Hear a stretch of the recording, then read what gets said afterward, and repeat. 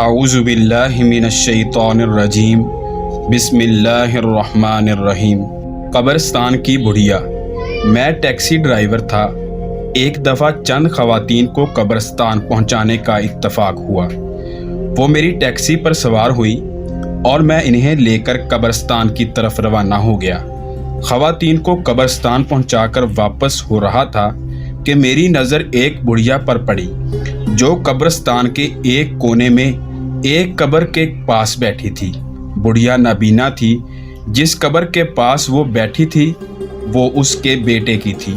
یہ کوئی مغرب کا وقت تھا، آفتاب غروب ہونے والا تھا۔ میں نے بڑھیا کو دیکھا تو ضرور، مگر اس کی طرف کوئی خاص دھیان نہیں دیا۔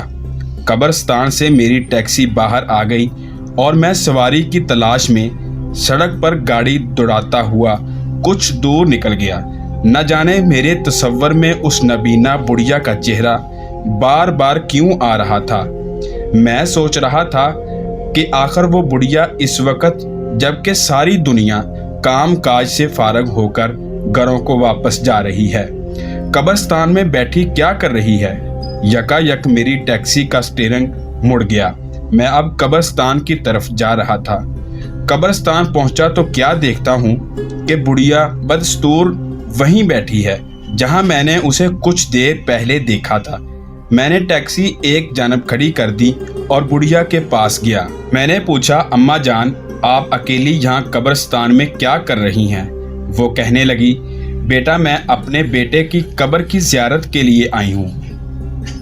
میں نے پوچھا، کیا آپ چاہتی ہیں کہ میں آپ کو آپ کے گھر تک چھوڑ دوں؟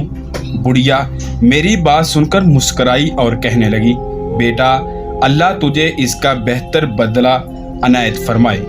بات یہ ہے کہ میرا بیٹا ابھی آنے والا ہے، وہ مجھے اپنے ساتھ لے کر گھر جائے گا۔ جب مجھے یقین ہو گیا کہ بڑھیا کا بیٹا اسے گھر لے جانے کے لیے آنے والا ہے تو میں واپس چلا آیا۔ کہنے کو میں گھر واپس تو آ گیا، مگر اب بھی میرے خیالات کا رخ اسی نابینا بڑھیا کی طرف تھا۔ مجھے اس کے بارے میں نہ جانے کیوں بار بار کچوکا سا لگ رہا تھا۔ میں خود کو ملامت کر رہا تھا کہ آخر میں نے اس اندھیری رات میں بیچاری بڑھیا کو قبرستان میں اکیلا کیوں چھوڑ دیا، اسے اس کے گھر کیوں نہیں پہنچا دیا۔ مجھے دل ہی دل میں ندامت ہو رہی تھی۔ میرا دل ڈر رہا تھا کہ بڑھیا کو کچھ ہو نہ جائے۔ اگلے روز وہی ہوا جس کا خدشہ تھا۔ صبح شہر میں چاروں طرف شور مچ گیا کہ قبرستان میں ایک لاش پڑی ہوئی ہے۔ رات کسی درندے نے ایک بوڑھی خاتون کو مار ڈالا ہے۔ میں ٹیکسی پر سوار ہوا اور قبرستان کی طرف گاڑی بھگا دی۔ وہاں پہنچ کر کیا دیکھتا ہوں کہ وہی بڑھیا زمین پر پڑی ہے۔ اس کے جسم کو ایک کالے کپڑے سے ڈھانپ دیا گیا ہے۔ دراصل رات کو جب بڑھیا کا بیٹا اسے گھر لے جانے کے لیے نہیں آیا تو وہ قبرستان ہی میں سو گئی۔ رات کو کوئی خون خوار جانور قبرستان آیا اور اس نے بڑھیا کو چیر پھاڑ کر مار ڈالا۔ بڑھیا کے بیٹے کے بارے میں معلوم ہوا کہ وہ اپنی بوڑھی اور نابینا ماں سے بیزار تھا۔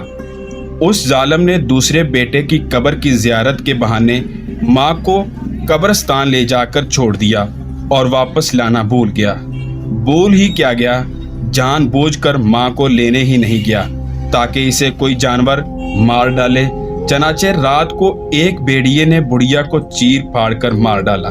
میں کفے افسوس ملتے ہوئے قبرستان سے واپس گھر آ گیا اور اپنے آپ کو ملامت کرنے لگا کہ کاش میں نے گزشتہ رات ہی بڑھیا کو اس کے گھر پہنچا دیا ہوتا تو شاید یہ حادثہ رونما نہ ہوتا۔ پھر میں اس کے حق میں دعائیں کرنے لگا۔ اس قصے میں ایک خاص سبق یہ ہے کہ بعض اولاد اتنی بدبخت ہوتی ہے کہ اسے ماں جیسی نعمت کی کوئی قدر نہیں ہوتی۔ وہ ماں کے ساتھ عمر کے آخری مرحلے میں اتنا بھیانک سلوک کرتی ہے کہ تاریخ اسے ناقابل معافی مجرموں کے کٹہرے میں لا کھڑا کرتی ہے۔ پھر وہ تا قیامت اللہ، اس کے فرشتوں اور اس کے نیک بندوں کی لعنت کا ہدف بن جاتی ہے۔ اللہ تعالی ہم سب کو اپنے والدین کی زیادہ سے زیادہ خدمت کرنا نصیب کرے، آمین۔